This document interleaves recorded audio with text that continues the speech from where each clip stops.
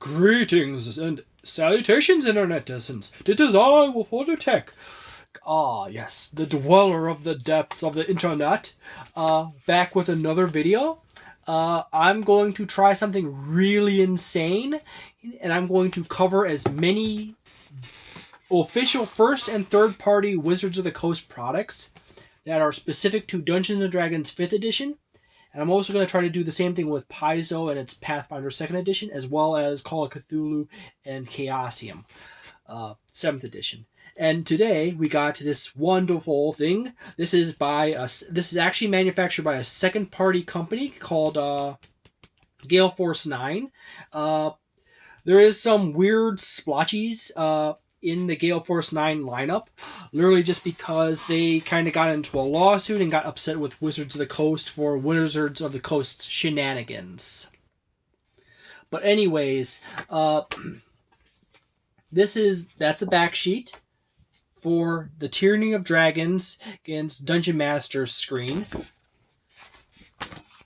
Has some basic information there. By the way, if you want to keep track of all your items and make sure that you have every little screen, you can use this handy dandy code right here to keep track of it. However, keep in mind that I think 73704 is actually status or condition tokens for characters. You put on the field right next to the character to denote if they are paralyzed or stunned or etc. So yeah, that's a weird thing. In the middle of the series of numbers that's all Dungeon Master screens, they happen to have tokens just like right there. Handy dandy, pretty. This is the center set panels. You got a beautiful adult white dragon just blasting the snot out of a person. You can even barely make out the form of a person. He has an axe. He has handle. There's his face. He's just turned into a popsicle. White dragons truly do love turning people into popsicles. Okay? Now, if you go to end panel, you get this scene. You see the white dragon up there. And then you go over to the other side panel. Whoop. And you get a castle. Now, when you flip it back over this way, you get a set of characters on this side.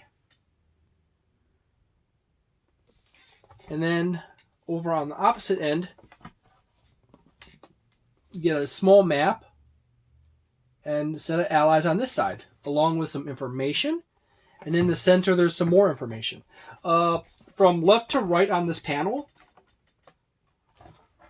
there is the left map is greenest, the right panel is Parnest, and then it goes through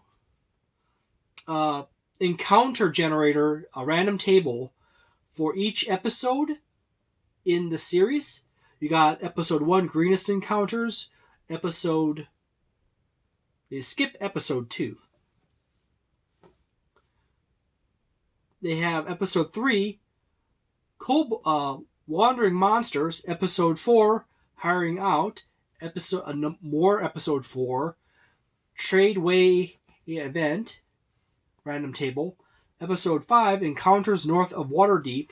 And episode 6, Mire of the Dead Man Executioner. And then you go over into this next section right here, and you have conditions: blind, charmed, deafened, frightened, grappled, incapacitated, invisible, paralyzed, petrified, poisoned, prone, restrained, stunned, and unconscious. As I said, you got artwork, you got your conditions, you got random tables for encounters for each episode, minus second episode, unless they screwed up and shifted it off. I have to double check notes for that adventure. And then they have little maps. Personally, it is nice to have a special Game Master screen. By the way, this is horizontal landscape. 4-panel. It's nice to have a Game Master screen for each and every adventure. However, this one is actually rather... Don't mind me, it has really good artwork on it. It actually has some really nice artwork of scenes and events and characters on it. But the conditions are like, yeah, that's on every one of them. Special tables for rolling encounters, that's nice, but yeah, the only thing of any true value here is that you had a nice little map of 2 major places, and you have tables here. All the rest of it is art. I guess it's perfectly fine if you're gonna run Tyranny of Dragons, and you only have 2 screens. You got the Dungeon Master's Reincarnated screen, and this. You just set this one off to the side, and you have this one over here, and you just go from there. Or you have you got the Wilderness screen or something else like that, one of the more later advanced screens. But this one is just not really worth the purchase. It is nice to have in your collection. The sheet doesn't add anything. I'm going to give this like a 1.5 stars. Well, actually, probably, be nice and give it 2 stars. Yeah, it's barely 2 stars. It works as a screen. You could clip things to it. It does have random tables for each episode, minus episode 2. Okay. But other than that, it's really underwhelming, okay? You got 2 maps, you got some encounter tables. It has really pretty artwork on it, though. I do like the artwork. If you're really into dragons and you really want to have another screen with dragons on it, and you don't mind burning the money, yeah, you could pick this one up. It's dragon themed. It's ice dragon themed. It's white dragon themed. So there. I do not really recommend this screen. If you really want to, you could, but there's better screens than this.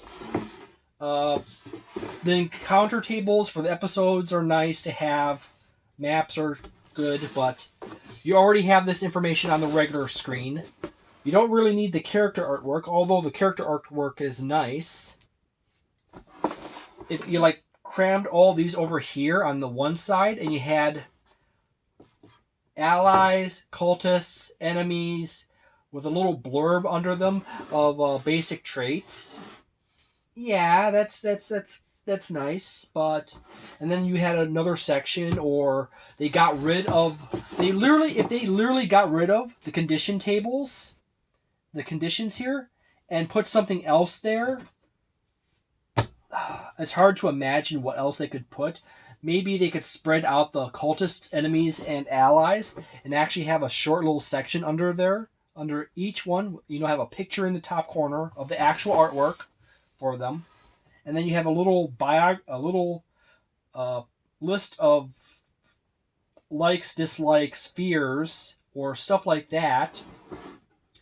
It might be a little more valuable if it was like a 5-panel and it had 2 panels of just 2 or 3 panels of just information on your allies, cultists, and the enemies.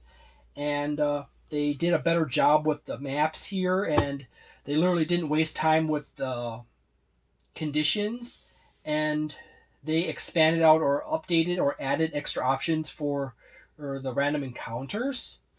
That would be nice. But this is underwhelming. I do like the artwork, though. That's a pretty scene. I really do like that one. I also really like the castle, too. All the artwork is really good. And it's well constructed. It's just... information in the screen is just underwhelming. They could have done way better than that. Well, thank you very much for watching this video. If you enjoyed it, please leave a like on it and consider subscribing. And drop a comment below telling me what you enjoy the most and what your thoughts of this Dungeon Master screen is. Yeah. And if you dislike my videos or dislike me, feel free to leave that in the comments below, hitting the dislike button, and can still consider subscribing to me, and so you can get to insult me more. Oh, by the way, there's another take on that image on the center of the screen, and it is more clear that it is actually a person that's being frozen solid by the white dragon. So, thank you very much for watching. Have a delightful day, a nice night, and a wonderful week, and see you next time.